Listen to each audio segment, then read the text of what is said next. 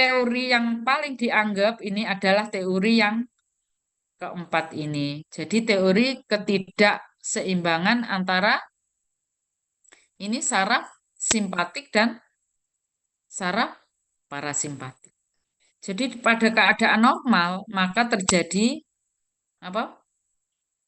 Keseimbangan yang bagus antara para saraf simpatik dan saraf parasimpatis.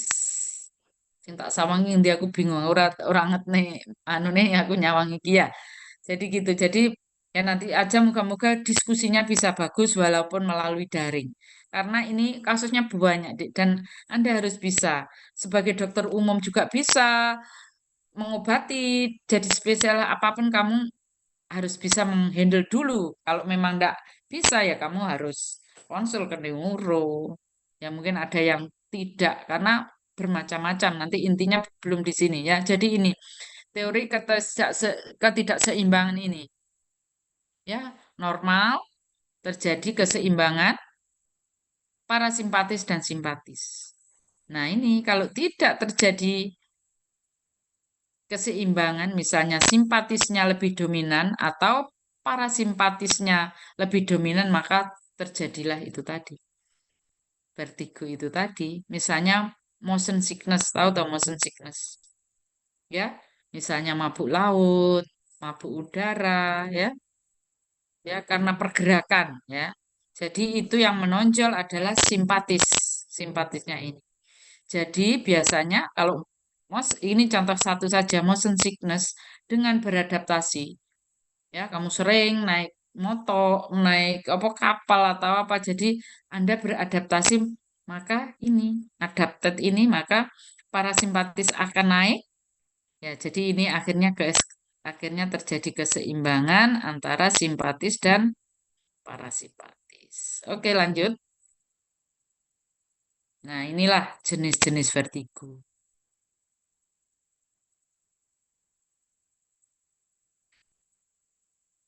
Jadi vertigo itu, ingat, ada yang fisiologis, ada yang patologis. Ya, kalau yang fisiologis, coba minta bantuan. Mungkin bisa sebelum ke lanjut ke slide berikutnya, apa kira-kira yang fisiologis? Dendi? Coba apa Dendi? Atau nunjuk temennya kalau nggak bisa. Soalnya yang ada di depan saya ini loh, Dek. Cuma Farhan, Dendi, sama Daniela. Mungkin Daniela bisa bantu. Ada terakhir iso ngutik-ngutik komputer. Makanya Semisal seperti orang hamil itu kalau dokter. di luring kamu akan saya tes satu-satu. Dokter Rahayu bisa ke sana, kelari ke sana, ke bangkumu gitu. Biasa yang Seperti fisiologis ayo Han, Farhan Ali. Buka seperti anu. motion sickness dokter.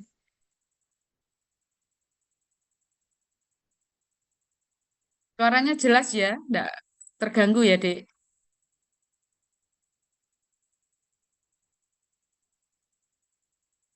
Sing sehari-hari ya lah. Apa sing fisiologis itu apa vertigo fisiologis itu? Motion Sehingga kan sickness kamu atau badan mabuk dia itu bisa perjalanan kembali dokter. lagi, bisa normal kembali. Sehari-hari loh. Misalnya Kak, saya tak contoh nih si Jem, masa ora iso blas loh. Terus tak share tadi. Ya, misalnya kamu puasa,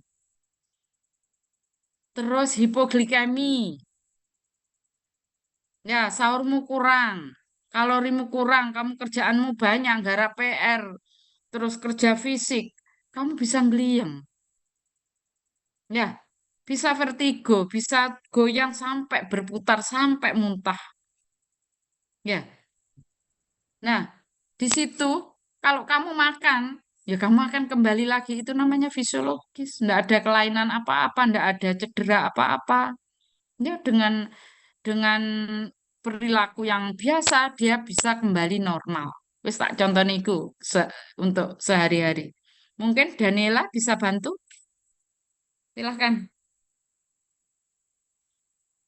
Eh, 107 partisipan. Berarti seperti motion 100. sickness, Ayo, dokter. 100 Mos- saya iso memandangi laptop iki. Ora iso motion sickness, memandangi dokter. kabeh. Saat Ayo tunjuk orang lainnya. berkendara, motion Siapa yang sickness, mau dokter. menjawab untuk fisiologi? Silahkan. Mumpung dokter Ayu ini di rumah. Kalau di rumah ya santai saja. Waktunya bisa bisa lama. Kamu pengen apa brainstorming sebelum saya buka nanti. Ayo Daniela. Apa Daniela? Fisiologi contohnya Daniela. Motion sickness, dokter.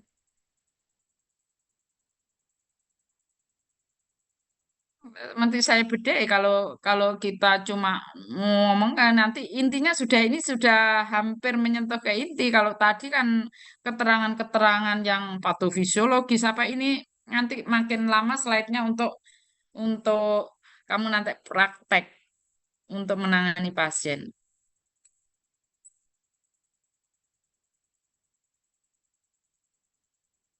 Ayo yang lainnya bisa.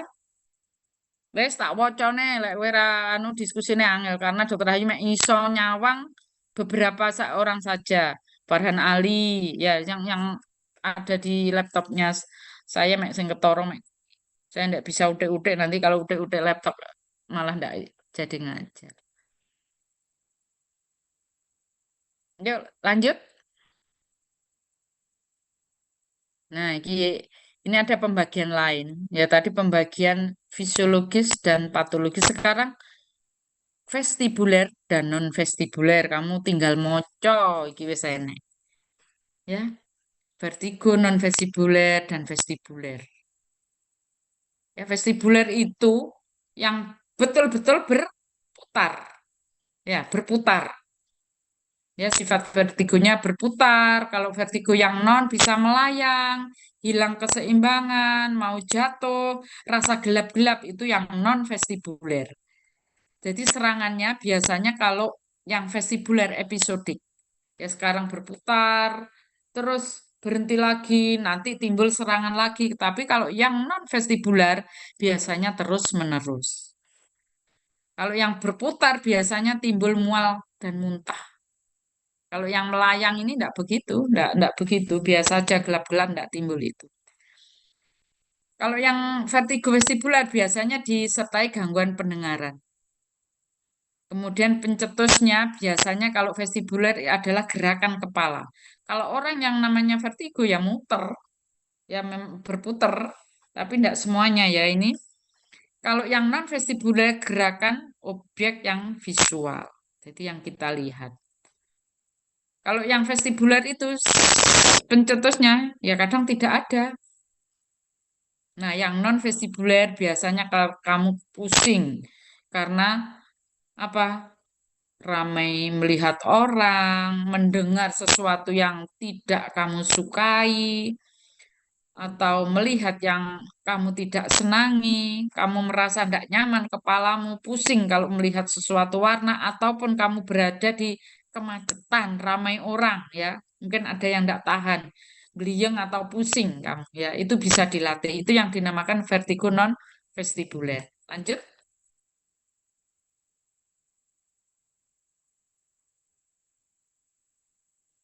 ini loh. Tak contohi, kamu belum baca tadi tak share ya. Jadi vertigo fisiologis itu banyak sekali yang terjadi di sekitar kita. Ya, vertigo yang ditimbulkan oleh stimulasi dari sekitar penderita, dari sistem vestibulum, telinga, terus dari mata, dari somatosensor tadi, proprioception. Ya, ini ada motion sickness, speech sickness, head vertigo, visual vertigo, somatosensory vertigo, dan auditory vertigo. Nah, kamu biasanya saya kalau luring, kamu akan saya bedai satu-satu ini. Ya, tadi motion sickness sudah, kamu sudah tahu. Jangan pasif, Dek. Ini kasusnya akeh, engko ora anamnesemu ndak pas anunya. Kita harus bisa menguat. Nanti vertigo itu bisa terjadi pada orang tua, pada anak-anak, pada remaja. Obatnya sama, obat vertigo itu sama. Jadi kamu menembaknya nanti ya di kausa. Jadi nanti, oke, speed sickness siapa yang mungkin kasih contoh? Kamu berada di ruang yang sempit. Wes aku dokter Ayu ya. Kalau luring tenan tak parani kamu satu-satu. Ya aku ora iso marani ya nek kene dokter Ayu lebih pasif karena ndak bisa apa-apa kayak patung ya. Hei, ketinggian kamu melihat misalnya kamu naik Gunung Semeru. Kayak ada tangga-tangganya toh. Ya, kamu sampai di atas kamu melihat ke bawah. Ya, karena ketinggian kamu merasa tidak nyaman, ya kamu jadi pusing, kepalamu jadi tidak nyaman, itu namanya high vertigo. Oke, yang gampang saja. Coba auditory vertigo, mungkin ada yang bisa ngasih contoh. Kamu semester berapa toh, Dek? Semester piro? Semester 6, 6. dok. Semester berapa? Latifah semester berapa? 6 dokter. Semester 6 dokter. Semester 6. Nggih dokter. Oke, kamu sebentar lagi mau koas, mau berhadapan dengan pasien. Ini banyak sekali kasusnya. Oke, kalau ada teori vertigo kira-kira gimana? Latifah, bisa kasih contoh, enggak usah takut. Oh, dokter Ayu loh loranya penyampaian nesu. Nah, nanti saya bener kan, cuma saya pengen tahu kamu punya bayangan apa terhadap tadi wis tak anu yang fisiologis, kamu lapar, ya, kamu ndak puasa, terus kamu makan, oh, fisiologis. Contoh lain ini nanti ujianmu seperti ini bentuknya. Ini nanti akan saya deskripsikan. Piye auditory vertigo? Kira-kira. Piye Fah, Latifah? Buka nah mic-mu. Oke, ayo. Kamu kos apa anu di rumahmu, Latifah? Di Malang. Kos dokter. Hah? Kos dokter.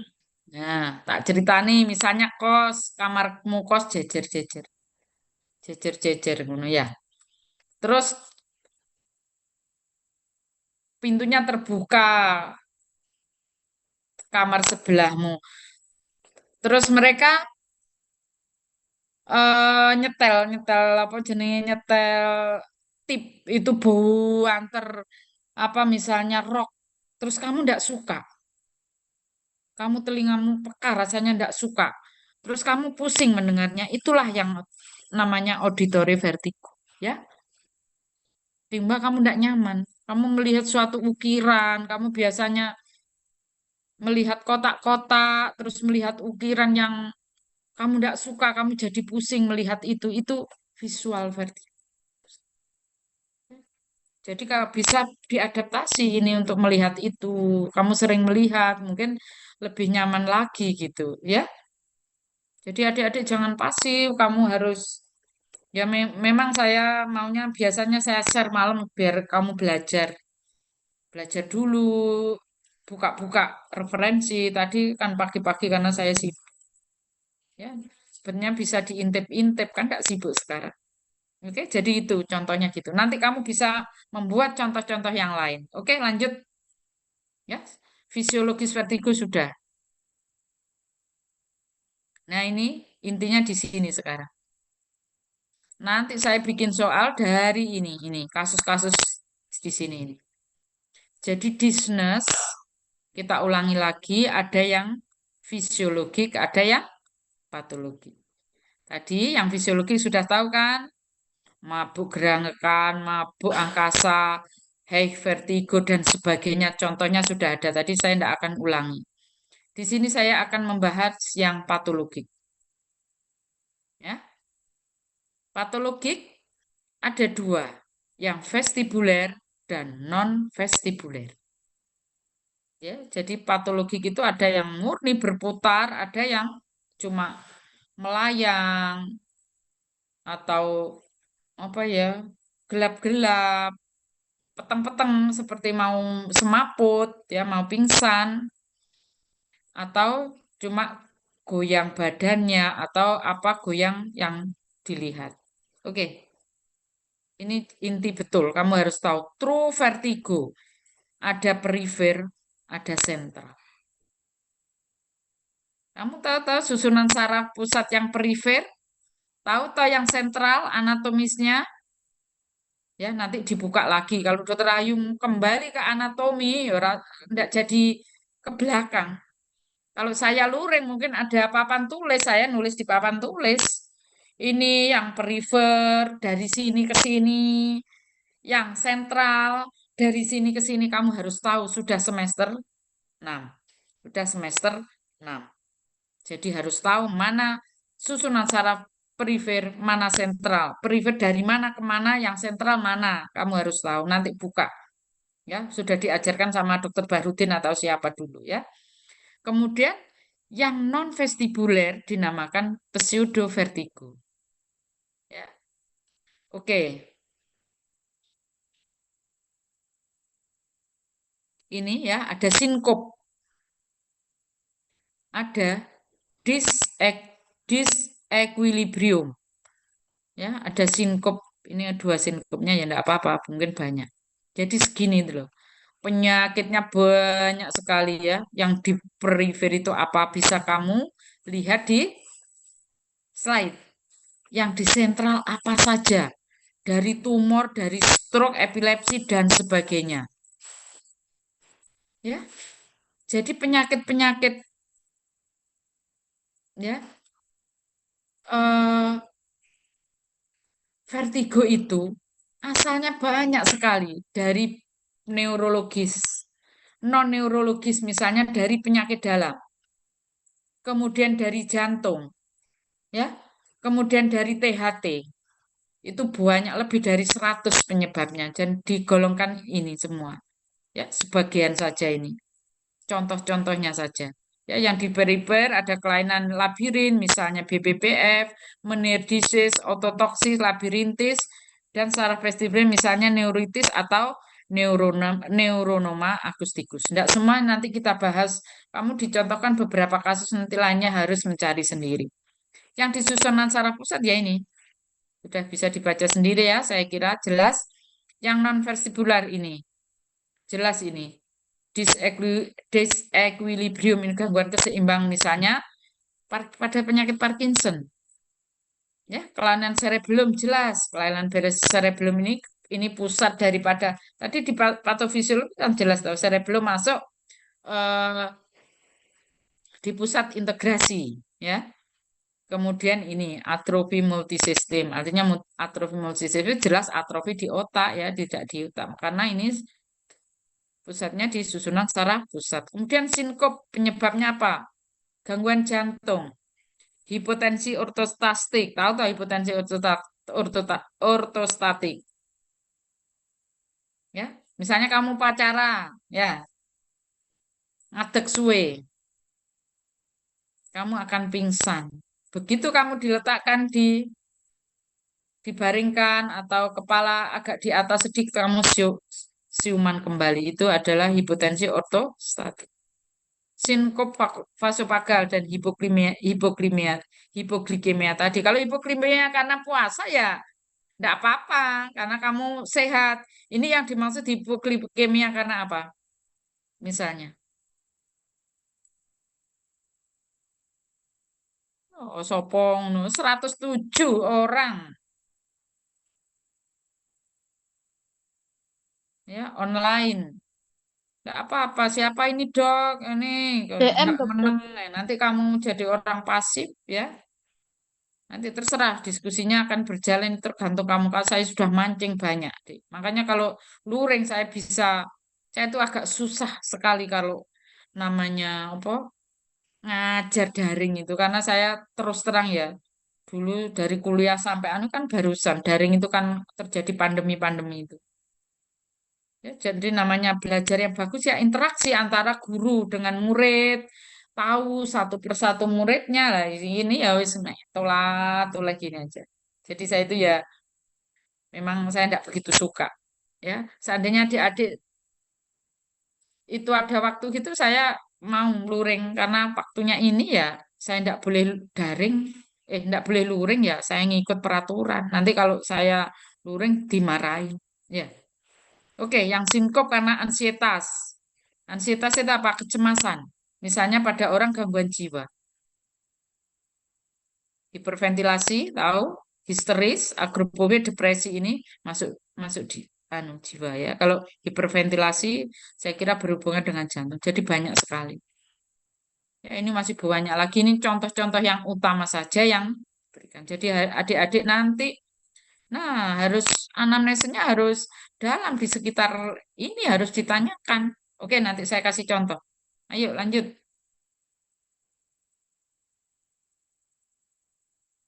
Nah, ini cara sederhana untuk mengetahui penyebab vertigo. Jadi ada jembatan keledai corone ngono ya. Ini apa itu? Nih, ini E V E R T I G O ini dibacakan vertigo. Nggak tahu ini yang buat siapa, saya kan nyontoh aja ya. Jadi kelainan vestibulum, penyebabnya apa? Sudah tahu ini. Wes ngulangi aja dari diagram tadi. Iki Eich nerve yang terbanyak adalah neuronoma acousticus. Retikulum batang otak ya. Biasanya gangguan vaskuler termasuk stroke, ya hipertensi, kemudian diabetes, ya, diabetes yang sudah kronis ya. Terus ini tabes dorsalis.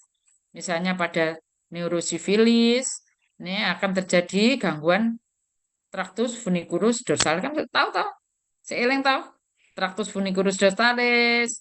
Ya, terus ada traktus apa lagi? Coba spinothalamikus dan lain-lain. Oke. Imagination. Nah, ini yang namanya psikogenik vertigo. Jadi kamu nanti anamnesisnya harus menyaring ini. Kira-kira vertigonya karena apa? Kalau tidak, Dek, kalau tidak, kamu mau ngobati vertigonya kok kayak Dramamin, beta histine, oh enggak mari. Kamu harus tahu ini, penyakitnya ini. Ya, jadi kamu bisa terapi kausatif. Nomor satu itu adalah terapi kausatif. Yang lainnya simptomatik sama obatnya. Oke, general weakness, karena anemi, HbN 6, HbN pitu yang geli yang dek. Karena apa kira-kira kalau anemi? Mungkin Farhan? Karena apa kalau anemi? Wes siji ya kan? Tidak tersebutkan di diagram tadi. Saya nemu siji wes anemi sing gampang nih. Kamu kan sudah belajar patofisiologi, belajar apa kayak anatomi, fisiologi ya juga lek anemi iki piye? Ketemune kok iso nganti nggak vertigo iki apa? Coba. Tadi sudah saya kasih gambaran apa yang terjadi. Apa Han Farhan? Coba dibuka Mungkin karena anunya HB-nya gimana? HB-nya Mungkin kurang patofisiologinya gimana? karena HB-nya Anemi kronis misalnya. Orang general weakness datang ke rumah sakit lemes, kedua kaki tangannya lemes, ternyata dia anemi. HB-nya 6 atau 7 atau 8. Dan ada gangguan vertigo. Ya, ternyata dia seorang petani yang pergi ke sawah tidak pernah sandalan ya, pakai alas kaki, kemungkinan dia anemi karena cacing misalnya. Tapi yang vertigo, apa yang terjadi kira-kira dengan HB6 terjadi vertigo? Ayo Han, mungkin kurangnya suplai pintere mek oksigen ke Farhana otak. Ali, Latifah sama Daniela. Liane muwen kabeh ngantuk be ya. Masa dokter Ayu ora ngantuk, dokter Ayu greges iki awake. Rodok-rodok flu. Semangat untuk mengajar Anda. Apa anu? Wes engko golek ono. Aku mang wes anemi, hipoglikemi. Ya itu glikemi kalau yang tadi yang puasa enggak apa-apa. Wes PR. Nanti kamu kapan-kapan kamu tanya aku golek ono. Ya karena kamu harus tahu. Orang itu kalau HB-nya 6 terjadi anemi, apa yang terjadi? Bagaimana sehingga dia menyebabkan mungkin sakit kepala, mungkin vertigo. Oftalmik, mata, ya. Karena astigmatis, postoperasi katarak, hubungannya jelas seperti tadi. Titik terang tidak jatuh pada retina. Ini jembatan keledainya. Tapi kamu harus tahu lebih luas. Oke, lanjut. Nah, ini jadi menurut pakar neurologi yang paling senior, Prof. Priguna Sidarta, ya. Jadi pusing atau vertigo itu bisa dari neurologi, bisa dari otologi, bisa dari mata, penyakit dalam, dan dari psikiatri, dari tadi yang dikumpul. Kamu tinggal ngembangkan mana neurologis, mana otologis, ya. Kalau kamu, nah ini nanti kamu pemeriksa masuk yang mana, ya. Kalau orangnya pusing terus, usia tua, pernah stroke, ya kemudian udah neurologi. Orangnya kadang engkel, minta di anu ke THT. Dia THT tidak ada apa-apa, ternyata yang masuk ke neurologi. Tinggal gitu saja. Ya. Nanti itu anunya di klinis nanti. Ya. Jadi inilah dasar-dasar yang di mana terjadi vertigo. Kalau THT, otologi apalagi, misalnya, yang saya kasih contoh satu. Misalnya pada OMP kronis, dia riwayat otologi OMP kronis sampai pernah terjadi mastoiditis dan sekarang berlanjut orangnya sering vertigo. Apa kira-kira yang terjadi? Mungkin ada yang bisa menjawab. OMP kronis apa? Infeksi kan?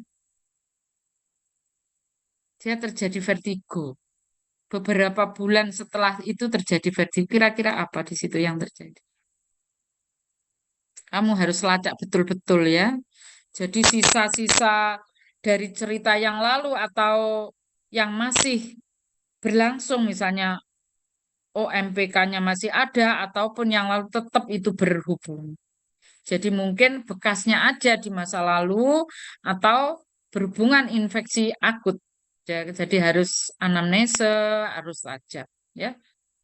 Jadi kamu harus meliputi ini, tanya apa riwayatnya. Oke, neurologi, otologi, oftalmologi, penyakit dalam, dan psikiatri. Lanjut. Nah, ini anamnesemu.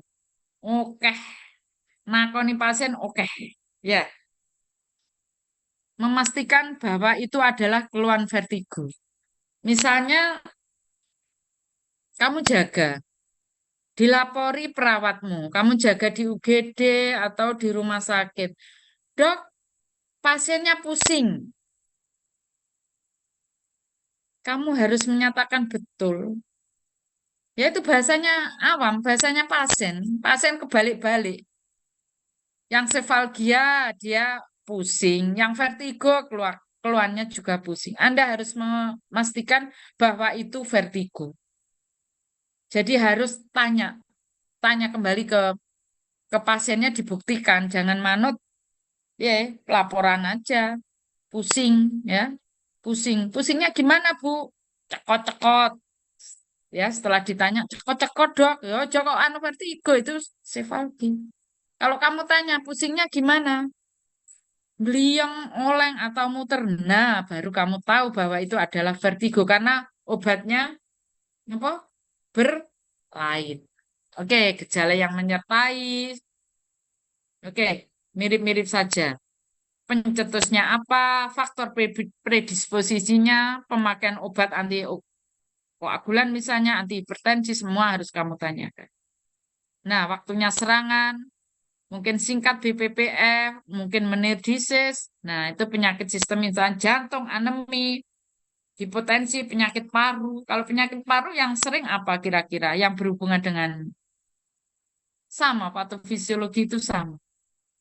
Ya, satu adalah karena hipoksia jaringan otak. Ya, karena anemi tadi ya hipoksia, penyakit paru kronis, misalnya asma bronkial, tidak nyampe. Ambilan oksigen ini untuk prefer aja kurang, apalagi masuk ke otak itu berkurang. Intinya gitu. Makanya terjadi ya insufisiensi atau gangguan di vertebrobasilernya. Akhirnya terjadi vertigo itu, vertigo sentral. Ya, ada vertigo sentral karena di otak. Kalau yang perifer ya karena yang mungkin bekas OMP atau labiritis itu di perifer. Makanya Anda harus tahu mana perifer, mana sentral. Nanti buka bukunya lagi. Ya, buka anatomi, neuroanatomi. Pelajarannya bagaimana dulu yang guru-guru Anda ngajarkan. Ya, Dokter Ayu orang ngajari kita. Tapi kaitannya adalah panjang. Neurotransmitter, anatomi kembali, guys. Oke, lanjut. Oke, pemeriksaan apa yang ditanyakan, yang diperiksa pada pasien dengan vertigo? Ya, jadi nanti kamu kalau di poli ngono oke, pasien vertigo apakah itu anak-anak, remaja? Masa orang remaja kok takoni ada riwayat stroke? Oh, ya enggak. Ya, jadi Anda harus tahu, ya itu untuk mempercepat kamu mendiagnosa. Jadi pemeriksaan umum, sikap pasien kipiye. Ya, kamu duduk di kursi, kan udah tahu lirik pasienmu datang di pintu itu, misalnya sikap pasien itu, ya ada yang hemiparese, mungkin ada yang tremor, ada yang tangannya begini. Nah, dokter Ayu ra iso nyontoh nih mek tangane tok sing iso kalau luring saya bisa mencontohi dengan bagus. Ya itulah kelemahannya kalau Anda daring. Terus TTV tanda vital-vital. Tanda vital TTV ya wis tensi nadi sebagainya. Kemudian pemeriksaan neurologis nistagmus. Apa sih nistagmus itu? Ya, gerakan mata ya dari yang terdiri dari komponen lambat dan komponen cepat ya. Ya, spontan ya. Jadi nistagmus itu ya arahnya ada. Jadi nistagmus itu ada gerakan ini, gerakan mata atau bola mata, ada fase lambat atau fase cepat dan arahnya bermacam-macam, bisa ke atas bawah kalau vertikal. Terus ada vertikal atas bawah, bisa horizon kanan kiri atau bisa sirkuler memutar. Nah, ini cara menimbulkan nistagmus adalah diprovokasi dengan Hallpike maneuver. Nanti kamu akan belajar di skillnya. Mungkin skillnya mulai minggu depan atau gimana ya? Ya, skillnya mulai minggu depan. Oke, lanjut. Ya, nah ini ada nistagmus spontan, ya, sentral, vertikal, sirkuler, atau arahnya berubah-ubah tidak menentu. Ya, diprovokasi dengan Hallpike maneuver. Ya, ini Hallpike maneuver ini untuk membedakan apakah nistagmus itu adalah sentral atau perifer. Ya. Terus yang penting adalah pemeriksaan saraf otak apa atau nervus apa? Ayo sambung, nervus apa? Latifah.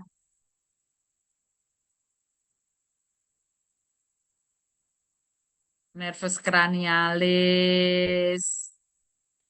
Kamu itu anu toh, ojo dipuwateni terus anu sekali-kali ngomong. Jadi dokter Hayu ki seneng ngajar ki nyambung, nyambung gitu ramen. Oh, main delok anu tok. Ya, sedikit-dikit apa pemeriksaan saraf otak loh, saraf otak. Ya jelas toh saraf otak namanya ya, saraf otak dan ini adalah vertigo. Jelas kan di sini, jelas kan nervus cranialis. Nervus cranialis itu ada perifer dan ada sentral. Sensorik. Jangan lupa bagaimana pemeriksaan sensorik, pemeriksaan motorik. Anda mungkin sudah diajarkan dulu semester 1, nanti akan mungkin diulangi apa enggak, saya lupa ya. Oke, lanjut. Nah, ini. Ini adalah Hallpike maneuver. Ya, untuk membedakan apakah itu sentral atau perifer. Ya. Jadi kalau perifer ada masa laten, kemudian nistagmusnya, gerakan mata cepat atau lambat, komponen lambat atau gerakan bola matanya itu adalah sebentar sekali. Ya. Terus vertigonya jelas ada dan ada kelelahan di situ. Tidak bisa terus-menerus. Ya. Itu adalah kelainan Breivik. Ya, ini kesimpulan dari Hallpike manover. Kalau sentral itu tidak ada periode laten. Dan lamanya lebih dari 2 menit. Vertigo kadang ada, kadang tidak, dan tidak ada kelelahan. Jadi kalau sentral itu nistagmusnya bisa apa? Terus-menerus karena tidak ada kelelahan atau fatigue. Apakah periode laten itu?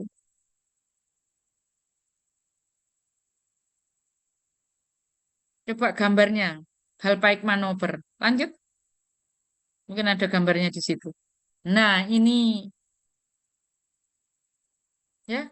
Jadi periode laten itu periode di mana rangsangan daripada ini kan kepala. Nah, ini ya saya tak terang nih ini Hallpike manover.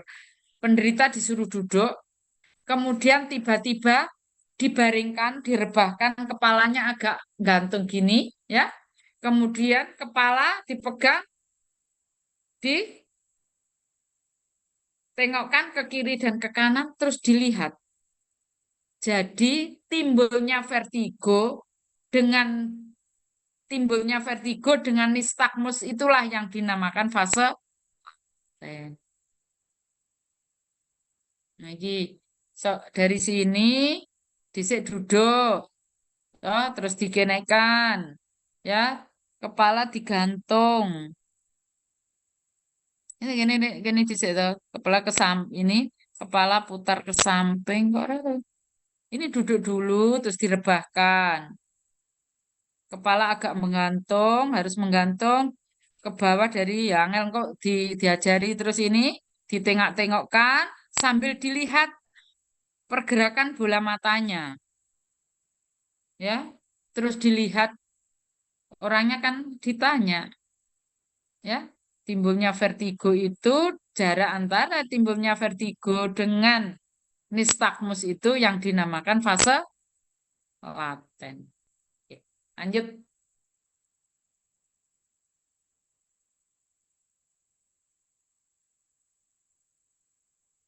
Pemeriksaan keseimbangan tubuh juga harus dilakukan. Kamu sudah diajari ini tahu dulu rombek tes, ini kelainan-kelainan cerebellum, disadiodokokinesis, tes Hell tunis. Sudah ya?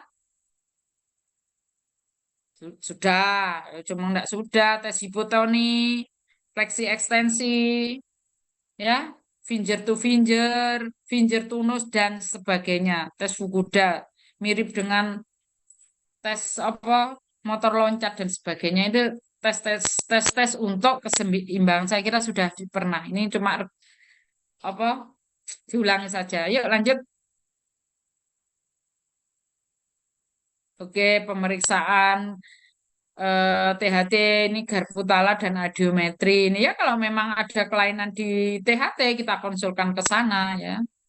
Tapi center-center yang lengkap seperti DUID neurologinya punya ini, punya neurootologi yang sudah berkembang, neurootologi. Nah, pemeriksaan khususnya ini tetap laboratorium, mungkin DL ya, terus kimia darah dan sebagainya, radiologis, apa yang diperlukan sesuai dengan kasusnya masing-masing, pemeriksaan kardiologi, ENG, elektronistakmografi, ya kalau di UMM belum ada, enggak tahu di center lain ya. Kemudian pemeriksaan psikiatri dan audiometri ini di THT juga. Ya. Kalau Anda di neurologi ya, neurologi itu yang harus diutamakan. Kalau ada kecurigaan lain, baru konsul ke yang lain. Ya. Jadi anamnesa harus tajam, semua harus. Yuk, lain. Yuk, lanjut. Oke, ini penata laksanaannya. Nomor 1 tetap terapi kausal. Terapi kausal itu apa? Terapi penyebabnya. Penyebab kan bisa tumor. Oke? Depan lagi terus apa lagi? Stroke. Ya itu. Kalau stroke terus dengan vertigo, ya stroke dhisik sing diobati. Jadi itu lek obati simptomatis mirip-mirip podo ae. Jadi kamu terapinya adalah di terapi kausal. Misalnya tadi apa? Mabuk, kok kayak antimo ya bisa Dramamin atau kok kayak beta-histin bisa. Tapi kalau kausannya misalnya stroke atau tumor kok obati ngono ya ora mari-mari. Ya, kamu tak harus tahu anunya, terapi kausalnya ini. Terus terapi simptomatik, anti vertigo ini gampang.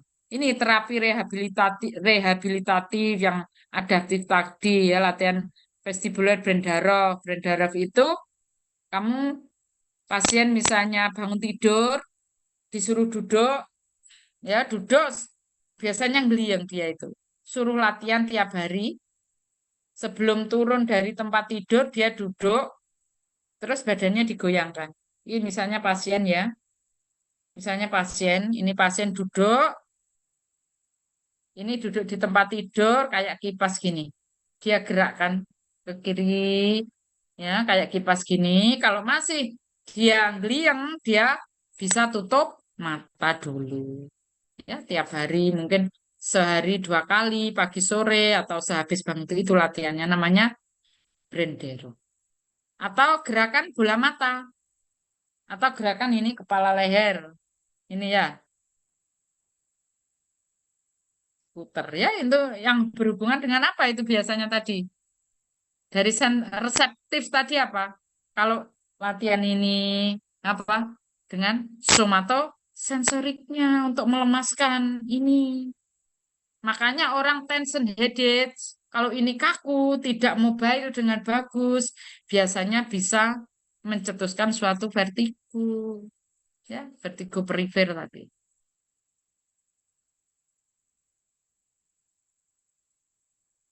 Oke. Ya, jadi latihannya ada banyak. Nanti bisa kamu yang lain-lain bisa kamu pelajari sendiri. Itu saya contohkan itu saja untuk terapi rehabilitatif. Kemudian dietnya, psikoterapinya ya sesuai dengan kasusnya masing-masing. Misalnya operasi pada kasus tertentu, misalnya neuronoma akustik, ya harus ada indikasi operasi. Oke, lanjut. Oke, ini kamu bisa milih obat-obatan anti vertigonya di sini. Ya, di sini. Ini yang ada di pasaran, maksud saya yang ada di Malang ya di Indonesia dimenhidramid, terus flunarisin, betahistin, yang lain-lain adalah ya ada, tapi diazepam bisa sebagai obat antivertigo, tapi dia kalau ada kelainan ini ya mungkin pelemas otot ini ada efek pelemas ototnya, tapi yang sering digunakan adalah ini. Dimenhidrinat atau difenhidramin, kemudian flunarisin, betahistin itu saja yang banyak. Ya, kalau yang skopolamin, atrofin ya mungkin tidak pernah ini tidak ada. Dimenhidrinat ada preparatnya. Jadi Anda ambil sesuai dengan kasus dan obat yang ada di rumah sakit ya ini flunarisin, betahistin, mertigo, flunarisin, apa jenis. Ya karena sekarang ya obat-obat generik yang dia spam ini itu boleh dipakai juga dan lain-lainnya dimenhidrina, difenhidramin dan sebagainya. Oke, bisa memilih sesuai dengan kasus masing-masing. Tapi yang tersedia memang yaitu haloperidol ini yang lain. Kalau ini haloperidol kalau ada gangguan psikiatrik misalnya kita mungkin ambil ini. Tapi kalau vertigo sudah bisa dengan ini saja ya sudah. Kalau tidak bisa digabung dengan ini atau yang lainnya. Oke, lanjut. Oke, ini penyakit penyebab vertigo yang pertama BPPF ya ini sudah ada teorinya. Vertigonya akut saat perubahan posisi kepala. Ya, kamu tinggal menghafalkan ini, disertai niktasmus, niktasmusnya previous, serangannya singkat, recurrent. Jadi timbul secara periodik bisa berhari-hari, bulan, atau tahun. Nah, perempuan katanya lebih banyak dari laki-laki. Ya buku mana ini? Ya mungkin di daerah lain bisa kebalik, bisa juga. Ini mungkin tahun-tahun dulu. Fungsi pendengarannya normal. Ya, jadi dia mendengar biasa aja, cuma cuma gerakan kepala aja. Kausanya ini tidak diketahui, ya, artinya idiopatik, tapi diduga karena trauma, ada infeksi atau intoksikasi alkohol bisa juga atau golongan barbiturat. Ini patogenesanya adanya kuprolitiasis pada kanalis semicircularis posterior. Sehingga terjadi dislokasi otolit, ya. Di sini terjadi kanalitiasis debris di dalam cairan indulit. Ya, jadi kausanya tidak diketahui. Jadi kalau kamu menganu BPPF harus tersingkir yang lain. Ya, tidak ada mungkin riwayat vertigo karena trauma atau karena stroke, tidak ada. Kamu bisa kena. Tapi kalau kamu ada riwayat yang lain, kalau misalnya hipertensi atau penyakit gula, kamu harus DD, ya. Tapi kalau yang lainnya tidak ada, kalau hipertensi larinya kemana tuh? Vertigo karena apa? Hipertensi, mungkin gula atau penyakit jantung, karena kausa apa?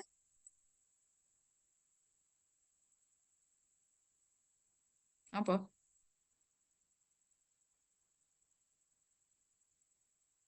Semester 6 ini kamu sudah diajari, sudah, anu toh, sudah di kuliah stroke toh?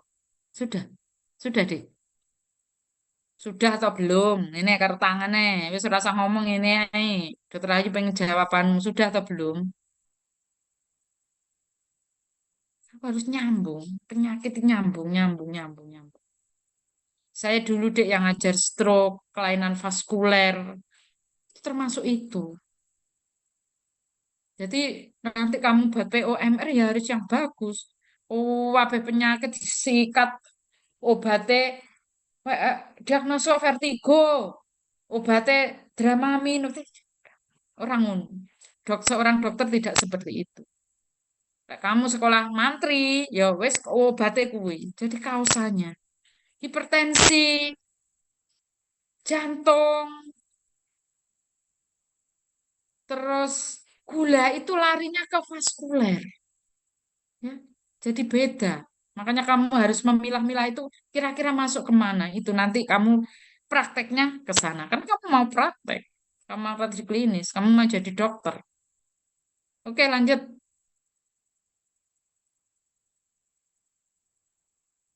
Lo perawatannya ya terapi simptomatis podo antivertigo bisa milih.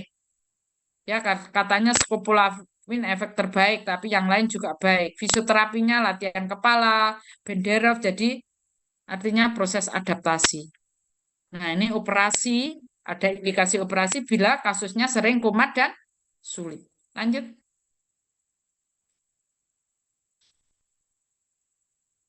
Nah, menir sindrom.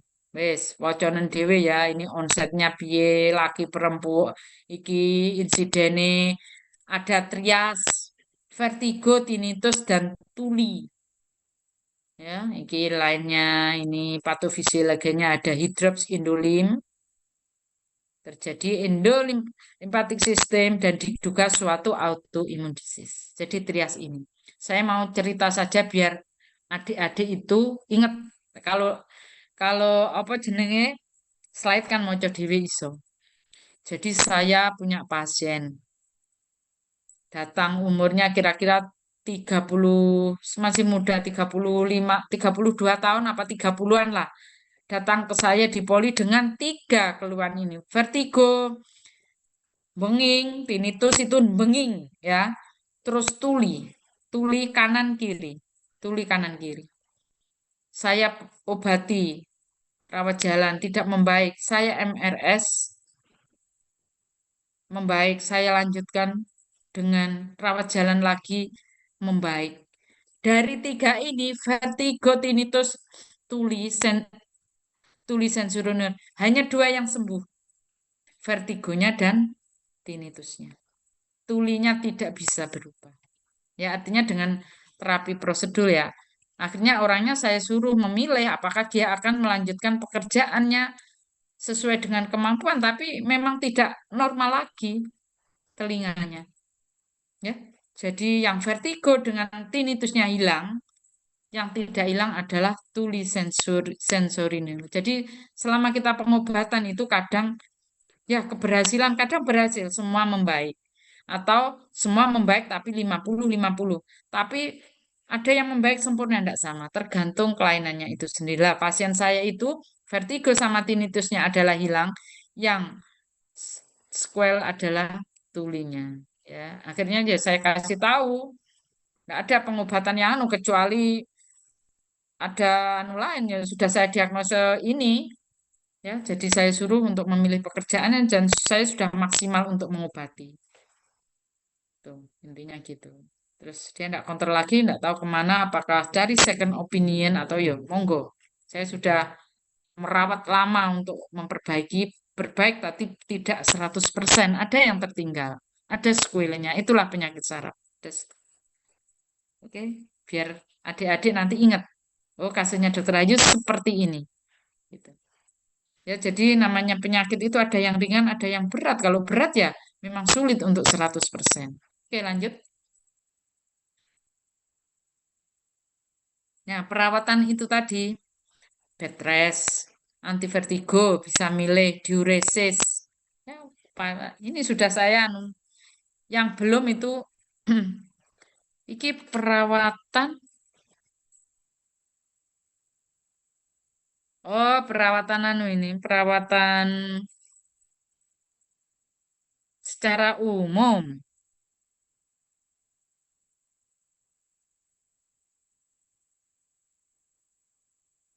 Nah, ini perawatan vertigo secara umum ya ini. Bed rest, antivertigo dengan diuresis atau kortikosteroid, dia tinggi protein dan operasi. DD-nya akustik neuroneuma, labirintis, sipilis kongenital dan neuronitis vestibular. Ini perawatan anu ya. Perawatan apa? Itu tadi.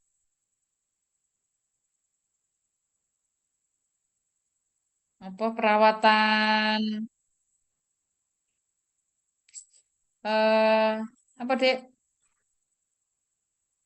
Menir sindrom. Ya, Menir sindrom. Terakhir operasi ya, operasinya tidak bisa di sini. Kalau yang lain bisa dilakukan, cuma operasinya tidak tahu. Saya tawarkan juga, mungkin saya rujuk ke RSA atau sudah saya motivasi orangnya. Tapi pengobatan secara non operatif sudah dilakukan ya untuk pasien tadi. Oke, lanjut. Nah, saiki iki tumor. Salah kuliah tumor dong, Dek. Belum? Atau sudah? Sudah atau belum?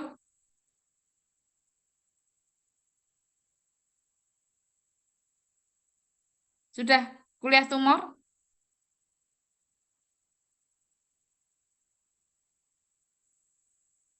Ditakoni ora enek sing nyauri kita biar arek iki. Wis tahu anu tumor apa belum? Sudah dokter. Ya, kenapa dek saya itu tanya kamu? Saya itu dulu kan ngajar tumor ya, sekarang suruh ngajar ini ya, saya ngajar ini toh. Dulu saya ngajar tumor itu ya, anu ya, karena nggak tahu dibagi-bagi mungkin. Ya tumor yang sering menyebabkan gangguan vertigo adalah di CP angle apa CP waconan dewi itu. Ya, namanya neuronoma akustik.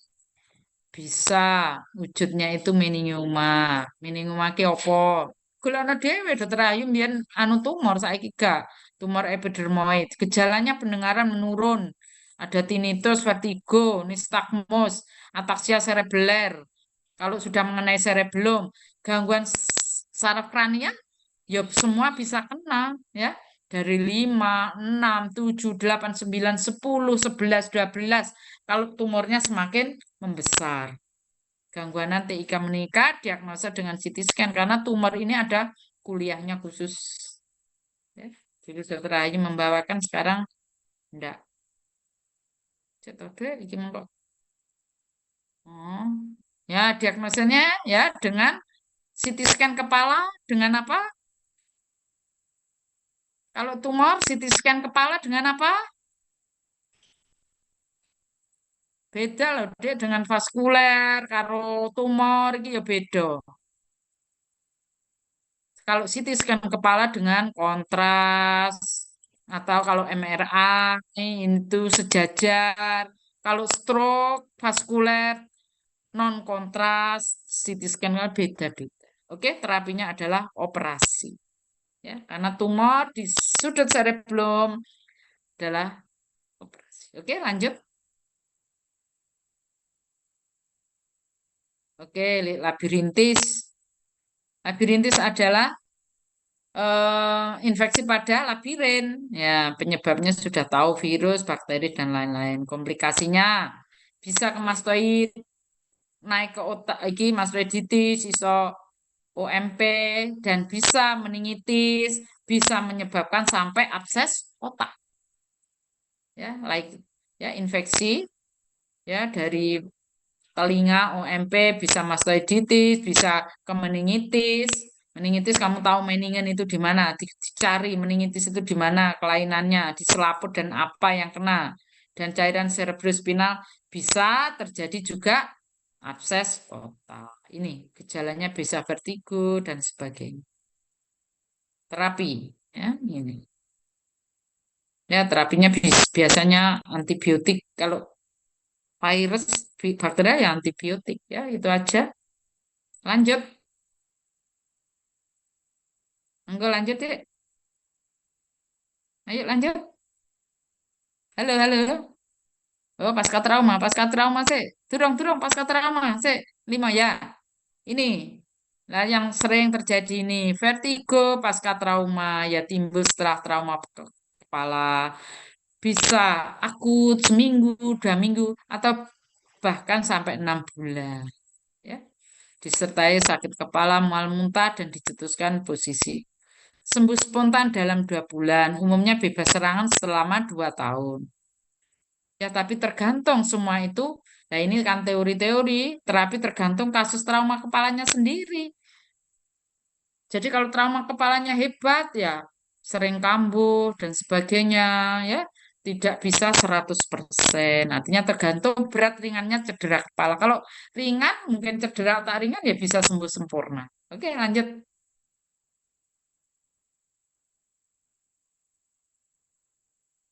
Psikogenik tadi sudah disebutkan toh non vestibular karena ada riwayat psikiatrik di sini tidak terjadi defisit neurologis. Kamu periksa TTV-nya bagus, tidak ada kelainan nervus cranialis, sensorik baik, motorik tidak ada kelumpuhan ya. Jadi murni karena ada gangguan psikoterapi. Ya terapinya adalah ini psikoterapi ya kita konsulkan ke jiwa kalau neurologis nggak ada kamu cari neurologi karena apa deh organik orang bisa meninggal kamu kalau ada pasien kamu lihat dulu organiknya kamu periksa semua kalau nyata-nyata memang tidak ada kelainan organik untuk vertigo tadi dan ini murni psikiatris terus kok delok kuwabe misalnya sakit kepala kok CT scan yo ora apa-apa nih murni adanya stresor ya kamu bisa alih rawat ke mana? Kok satu studi jadi sama loro iki apa lepas-lepas toh. Ya makanya Dek ngene iki lho. Jangan jenenge daring iki ya wis ngene. Patung-patungan yo. Patung-patungan iki apa ora iso bergerak. Wong koyo patung. Oke, bisa berlangsung lama. Nah, kamu bisa refer ke kalau kamu menerima pasien misalnya pusing atau vertigo, genggam dulu. Periksa dulu semua. Kalau ada neurologisnya ya pegang. Tapi kalau neurologisnya tidak ada, ya mungkin kalau ada neurologisnya dan double ada gangguan psikiat, depresi atau ada faktor psikologis ya kamu bisa kerjasama. Tapi kalau neuronya tidak ada sudah kamu periksa, wonge ora apa-apa, renek lumpuh sampai CT scan apa ya kamu harus refer ke sing duwe pasien ya, ojo digenggam ora oleh ya. Ya, kalau memang tidak ada kelainan di bidang kita dengan bukti-bukti yang jelas ya kita bisa refer. Kalau memang dua-duanya ya rawat bersama. Ya, jadi semuanya harus jelas. Jadi dokter harus tegas mana mana yang punyanya, mana yang harus kerjasama, mana yang sendiri, mana yang tidak harus dilepas. Jadi kamu enggak di persimpangan. Oke, ya ini mengikutkan psikolog, ya bisa kalau psikolog, ya dengan psikoterapi suportifnya, dengan advis-advisnya, kalau perlu enggak ngatasi, kita juga bisa dua-duanya psikoterapi suportif oleh psikolog dan juga oleh psikiater. Yuk lanjut. Oke, referensinya ini ya buku wajibnya neuro iki lho. Adam R.D. Victor itu sing gede kok. Sembarang ada ini yang lainnya Aminov ya. Terus ada ini apa? Farmakoterapi ini karena farmakoterapinya dan neuroanatomi ini. Ya kamu bisa ngambil yang lain juga. Ya jadi ojo sing kalau cari referensi ojo ya boleh kamu yang bahasa Indonesia yang dia diambil dari buku-buku textbook ini. Kamu paling enggak juga pegang buku textbook berapa satu atau dua gitu. Ya jadi tahu sumbernya di mana. Dia ambil ya. Kok gawe referensi wae tulisannya koncomu. Oke, saya kira itu saja. Terima kasih. Mungkin bisa dibuka diskusi. Silakan. Monggo. Terima kasih atas bantuan untuk share screen-nya. Loh, wo kesmene lho, Dik. Aku bisa ngincengi siji-siji. Mau ketutup iku, Dokter Ayu gaptek ya. Makanya kamu jangan gaptek. Kalau anak sekarang saya kira tidak gaptek. Kalau saya memang ya, saya mengakui kekurangan saya. Jadi kamu harus kan kamu lebih pinter, sudah era baru. Makanya Dokter Ayu kalau ngajarnya ini loh, Dik, kayak patung. Sak rasanya itu. Duduk di kursi, duduk di meja sambil anu toleh kanan kiri. Tapi begitu di luring saya itu anu sekali, Dek. Kamu akan saya tanyain satu-satu. Jadi sebelum saya share apa memang kamu share screen itu saya sudah bedai. Jadi kamu saya kasih kuas kasus pengalaman saya. Jadi kamu cuma baca. Nanti itu teorinya kamu baca sendiri bisa. Tak sawang siji-siji Diana